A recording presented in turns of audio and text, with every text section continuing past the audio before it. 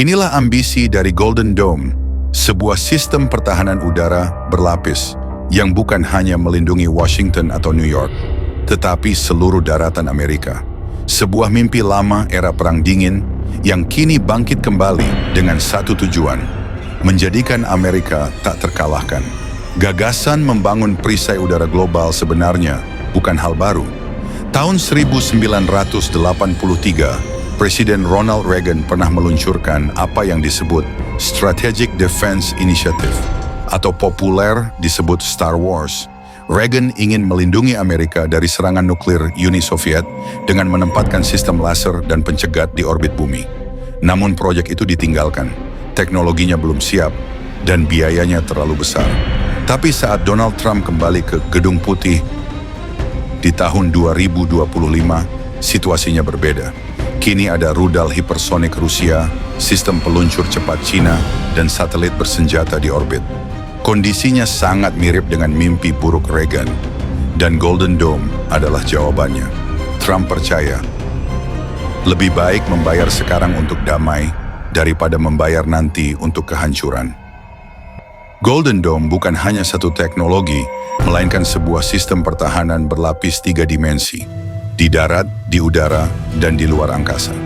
Elemen-elemen yang mencakup satelit pelacak orbit rendah, LEO, yang bisa mendeteksi peluncuran rudal dalam 5 detik pertama. Laser orbital bertenaga nuklir mini untuk menghancurkan rudal di fase awal peluncuran. Rudal pencegat berbasis kapal, Aegis, darat, T-HIAD dan Patriot, dan udara, pesawat F-35. Sistem komunikasi AI real-time untuk mengordinasikan semua dalam hitungan milidetik.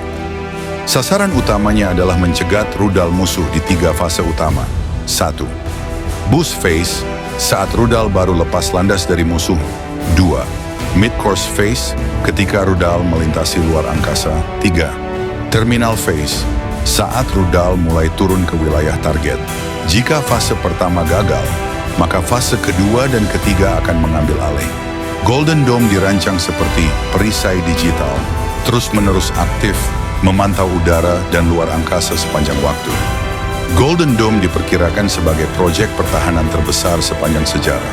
Trump menganggarkan awal sebesar 175 miliar dolar Amerika. Tapi lembaga audit independen memproyeksi angka realistis mencapai 500 sampai 800 miliar dolar Amerika. Dana ini mencakup pengadaan 200 plus satelit pertahanan baru, modernisasi pangkalan radar di Alaska, Guam, dan Eropa, pembangunan pangkalan orbital laser, pelatihan ulang 100.000 personel militer untuk unit pertahanan angkasa. Bahkan untuk mengurangi biaya, beberapa proyek sipil seperti SpaceX dan Blue Origin dilibatkan. Respons dunia internasional terhadap Golden Dome sangat keras. Rusia, China, dan Korea Utara mengecam proyek ini sebagai bentuk dominasi luar angkasa, bahkan menyebutnya sebagai awal dari Perang Dingin versi 2.0. China mempercepat peluncuran rudal hypersonic maneuverable dan satelit penyerang. Rusia memperluas sistem avant-garde, rudal yang mampu menghindari semua pertahanan anal-suasan. Korea Utara meluncurkan satelit militer pertamanya sebagai bentuk penyeimbang.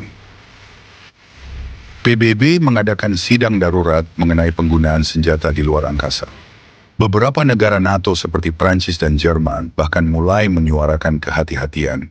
Di dalam negeri Arnasena sendiri, sebagian Demokrat dan kelompok sipil juga menentang. Apakah proyek ini memancing balas dendam teknologi?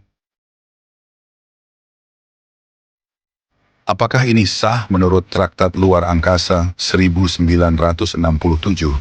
Dan apakah teknologi ini benar-benar siap? Dengan sistem peluncuran ulang-alik swasta, Golden Dome bisa menjadi kolaborasi militer sipil terbesar dalam sejarah ASHRAS. Tapi dengan biaya sebesar itu, muncul satu pertanyaan besar. Apakah Golden Dome benar-benar bisa berfungsi atau hanya mimpi Trump? Meski banyak kritik, Golden Dome membuka peluang baru bagi aliansi militer baru. Kanada dan Jepang telah menyatakan ketertarikan untuk bergabung dalam sistem ini. Israel bahkan mengajukan integrasi Iron Dome ke dalam sistem Golden Dome, untuk kawasan Timur Tengah. AS menawarkan pilar perlindungan untuk sekutu-sekutunya.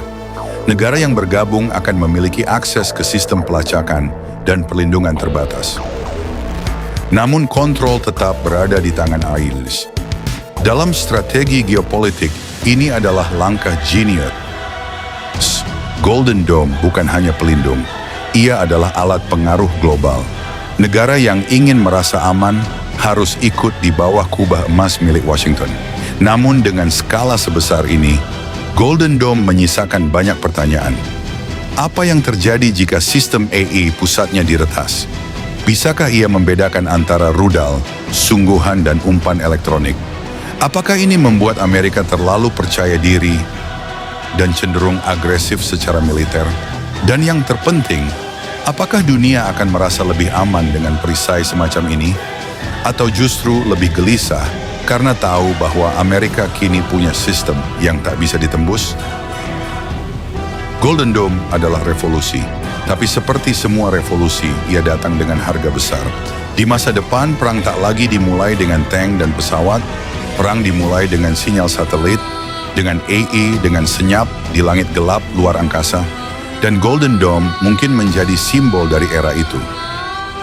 Era di mana teknologi, politik, dan kekuatan militer menyatu menjadi satu kubah emas. Inilah wajah baru dominasi global.